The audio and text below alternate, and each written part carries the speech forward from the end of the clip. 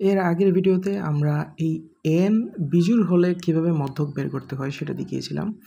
এখন n জোড় হলে কিভাবে বের করতে হয় সেই একটি অঙ্ক আপনাদেরকে দেখাচ্ছি। এখানে কতটুকু সংখ্যা দেওয়া আছে, বলা হচ্ছে যে এদের মধ্যক কত। তো প্রথমে আমরা জানি মধ্যক নির্ণয় করতে হলে প্রথমে আমাদেরকে সংখ্যাগুলোকে ছোট থেকে বড় অনুক্রমে সাজিয়ে নিতে হবে। আমরা সাজিয়ে নিলাম।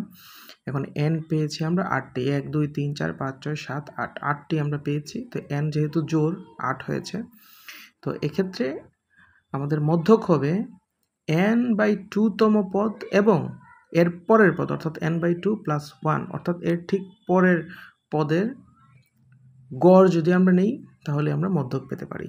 তাহলে এখানে n+2 তম পদ কত?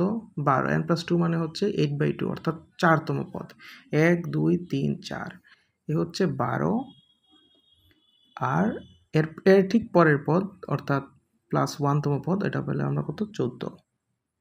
এই যে এই দুইটি পদ একসাথে এখানে মধ্যক হিসেবে আসে। দেখুন এর বাম দিকে 3টি এবং ডান দিকে 3টি অর্থাৎ 12 14 ঠিক মাঝখানে অবস্থান করছে।